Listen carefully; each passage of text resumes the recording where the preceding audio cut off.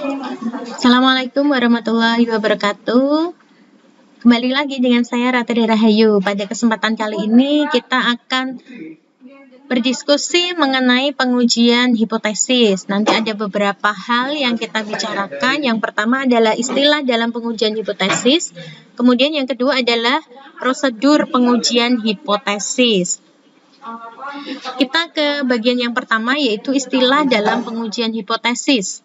Di dalam statistika inferensial, kita memfokuskan pada pembuatan kesimpulan tentang kelompok yang lebih besar atau populasi berdasarkan dari sampel yang diambil. Nah, cara untuk membuat kesimpulan tersebut dengan melalui pengujian hipotesis ya. Jadi, melalui pengujian hipotesis kita bisa mengambil kesimpulan dari sampel yang diambil dari populasi. Kemudian, jika kita memiliki masalah yang berkaitan dengan pembuatan keputusan yang menyangkut parameter populasi, maka prosedur untuk mengambil keputusan itu dinamakan pengujian hipotesis statistik. Nah, ini ada pengujian hipotesis statistik. Contohnya, dari masalah-masalah yang berkaitan dengan pengujian hipotesis. Yang pertama, perusahaan lampu A memproduksi sebuah lampu hemat energi yang mempunyai masa hidup 8.000 jam. Kemudian masyarakat merasakan bahwa masa hidup lampu tersebut sudah berubah. Untuk itu diambil sampel acak berisi sejumlah lampu dan dihitung rata-rata masa hidupnya. Dalam hal ini, untuk mengetahui apakah masa hidup bola lampu telah berubah, bisa dilakukan dengan pengujian hipotesis.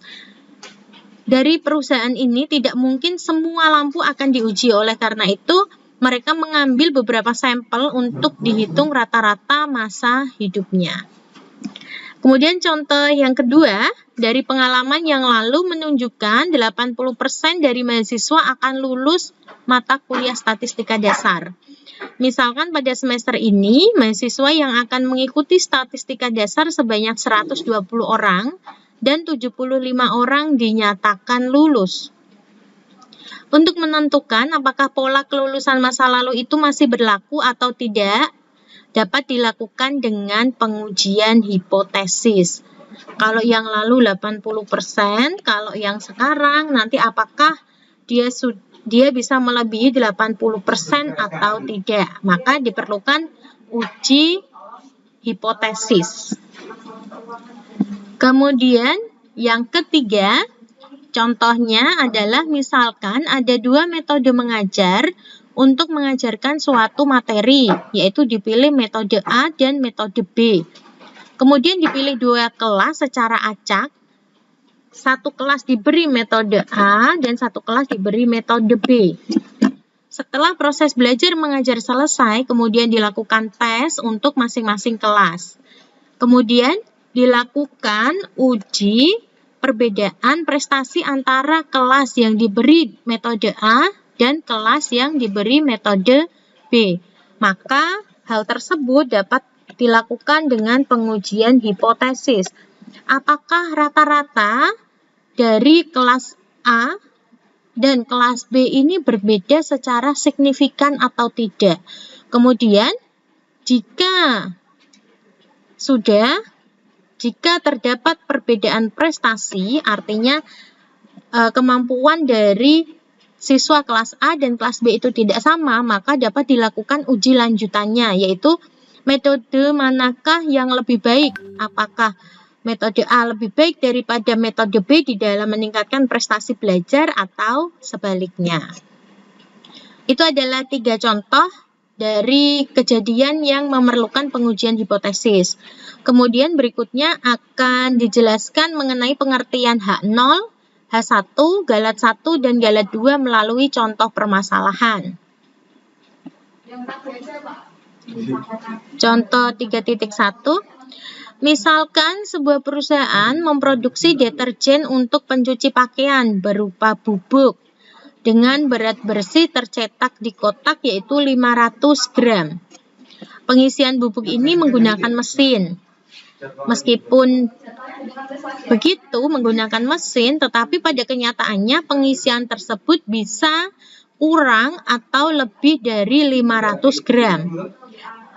Kalau pengisiannya kurang dari 500 gram, berarti perusahaan itu akan dicap buruk oleh masyarakat. Kemudian kalau pengisiannya lebih dari 500 gram, tentunya perusahaan tersebut akan mengalami kerugian. Untuk memeriksa apakah pengisian bubuk deterjen ke dalam kotak itu sudah sesuai atau belum, maka diambil sampel kotak deterjen yang sudah terisi sebanyak 50 buah, kemudian dihitung rata-rata bersihnya. Ya, sampelnya tadi 50 buah, kemudian dihitung rata-ratanya. Dari nilai rata-rata berat bersih akan diputuskan apakah proses pengisian itu sudah sesuai jika rata-ratanya sama dengan 500 atau belum sesuai jika rata-ratanya tidak sama dengan 500 gram, ya. Dia sudah sesuai jika sama dengan 500, belum sesuai jika tidak sama dengan 500 gram. Untuk membuat keputusan tentang pengisian bubuk deterjen ke dalam kotak itu sudah sesuai atau belum, perusahaan membuat kriteria sebagai berikut. Proses pengisian dikatakan sudah selesai apabila rata-rata pengisiannya berada di antara 498 gram sampai 502 gram. Ya. Dikatakan belum selesai jika kurang dari 498 atau lebih dari 502. Nah, ini ada dua kriteria tadi ya. Dia belum selesai atau sudah selesai. Intervalnya juga sudah ada. Jika proses pengisian bubuk dinyatakan belum selesai, maka proses pengisian tersebut harus dihentikan terlebih dulu agar perusahaan tidak mengalami kerugian yang besar atau nama perusahaannya menjadi jelek. Sebaliknya, jika proses pengisian deterjen itu sudah sesuai, maka proses pengisian dengan mesin itu akan dilaksanakan terus-menerus.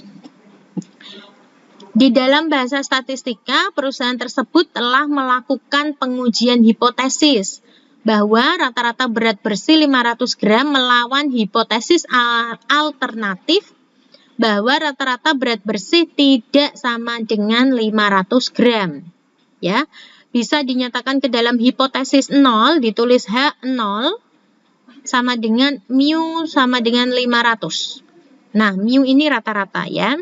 Sedangkan hipotesis alternatif atau lawan dari hipotesis 0 ya, dinamakan H1 atau HA, ditulis dengan H1 yaitu mu tidak sama dengan 500. Nah, tentu saja H0 bisa benar atau salah tergantung pada kriteria diterima atau ditolaknya. Sehingga perusahaan itu bisa saja melakukan satu kesalahan dari dua kesalahan berikut. Yang pertama adalah perusahaan boleh memutuskan pengisian belum sesuai, tetapi kenyataannya proses pengisian sudah selesai. Hal ini dapat terjadi jika rata-rata sampel mencapai maksimal 498 atau minimal 502 gram. Tetapi kenyataannya rata-rata berat bersihnya sama dengan 500 gram. Artinya begini, perusahaan itu memutuskan pengisian belum selesai, tetapi secara perhitungan proses pengisian sudah selesai. Kemudian kesalahan yang kedua yaitu perusahaan boleh memutuskan pengisian sudah sesuai, padahal kenyataannya prosesnya itu belum selesai.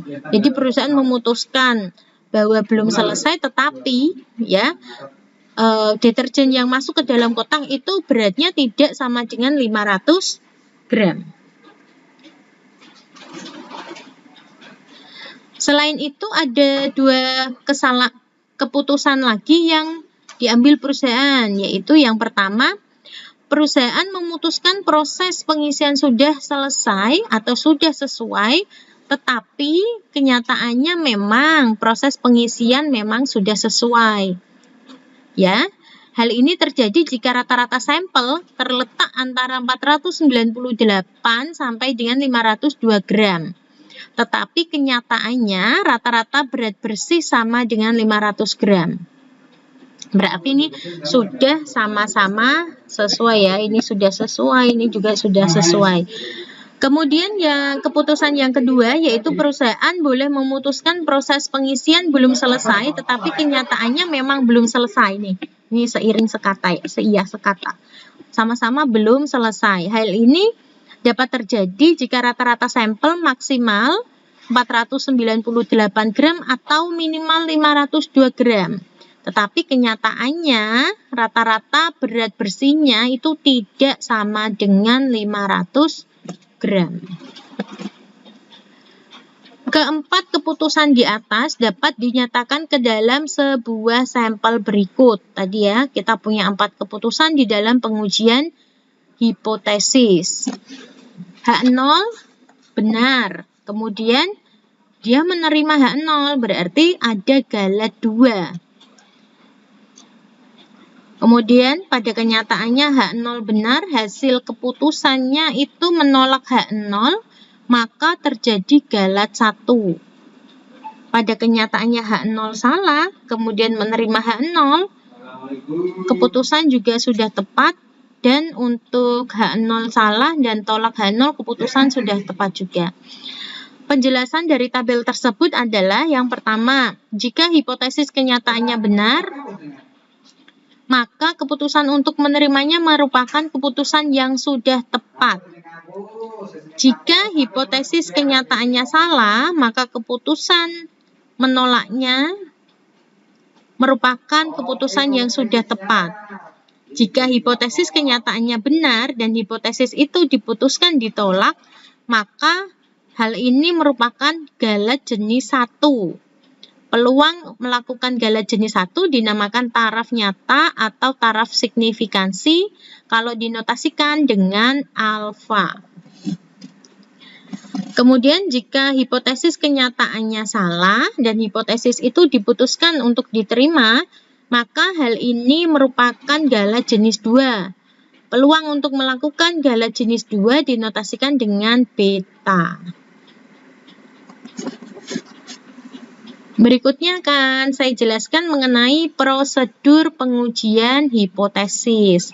Langkah-langkah untuk melakukan pengujian hipotesis secara umum adalah sebagai berikut. Yang pertama adalah perumusan hipotesis.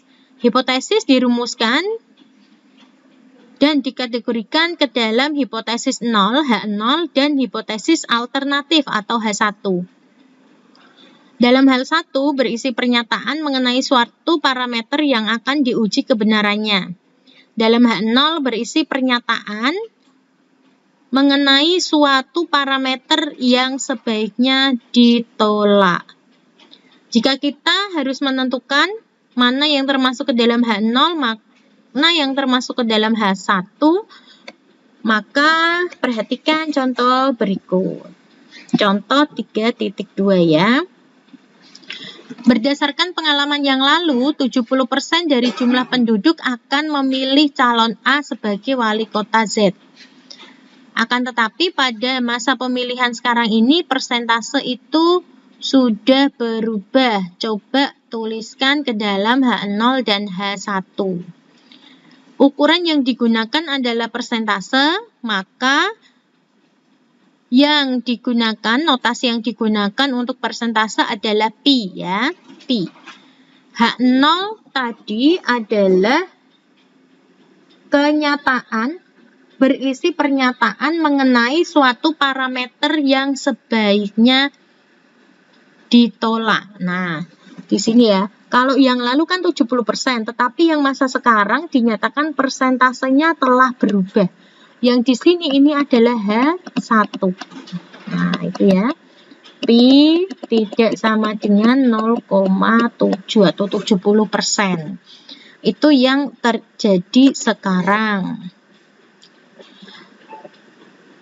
Kemudian H0-nya yang terjadi masa lalu nih, H0 sama dengan pi 0,7. Itu adalah contoh dari penggunaan H0 dan H1. Selain itu, dalam perumusan hipotesis dikenal uji dua pihak dan uji satu pihak. Ciri-cirinya apa sih antara uji dua pihak dan uji satu pihak? Uji dua pihak terjadi jika dalam perumusan hipotesis pada H1-nya digunakan tanda tidak sama dengan. Itu kalau dua pihak ya. H1-nya pakai tanda tidak sama dengan. Kalau uji satu pihak, cirinya H1-nya pakai tanda lebih dari atau kurang dari. Kalau H1-nya pakai tanda lebih dari berarti uji pihak kanan ya, diingat-ingat nih. Kalau tandanya lebih dari ujinya pihak kanan, kalau kurang dari berarti ujinya pihak kiri karena nilai parameternya akan semakin mengecil. Kemudian bagaimana sih caranya menentukan kita pakai tanda lebih dari atau pakai tanda kurang dari? Kita akan membahasnya melalui contoh berikut. Contoh 3.3. Sudah diketahui bahwa bola lampu hemat energi merek awet memiliki rata-rata masa hidup 1200 jam. Perusahaan bola lampu itu akhir-akhir ini memproduksi bola lampu yang masa hidupnya lebih lama daripada merek awet. Tentukan perumusan hipotesis H0 dan H1. Nah, H0 itu kan yang sudah terjadi atau yang idealnya terjadi. Yang idealnya kan H0 dengan masa hidup lampu itu mencapai 1200. Ini salah ketik ya, 1200. Mu sama dengan 1200. Kemudian bola lampu itu diproduksi. Harapannya kan lebih lama. Ada kata-kata lebih lama. Berarti H1-nya lebih lama ya. H1-nya itu adalah mu-nya rata-ratanya lebih dari 1200 jam. Seperti itu penggunaan perumusan H0 dan H1. Pada contoh yang 3.3 ini kita menggunakan uji satu pihak karena pakai tanda lebih dari. Kalau 3.2 uji dua pihak. Berikutnya yaitu besaran-besaran yang diperlukan. Di sini menghitung besaran yang diperlukan di dalam menghitung statistik ujinya.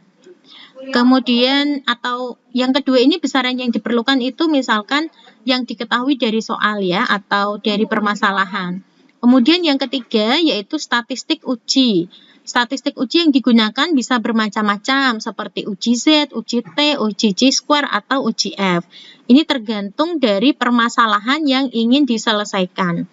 Kemudian yang keempat mengenai kriteria pengujian. Di dalam hal ini kita harus menentukan suatu syarat atau kriteria apakah H0 ditolak atau diterima. Nah, tentunya harus ada pembandingnya. Ada beberapa kemungkinan yang dapat terjadi. Yang pertama, jika statis ujinya Z, maka harus dibandingkan dengan nilai Z yang diperoleh dari tabel distribusi normal baku.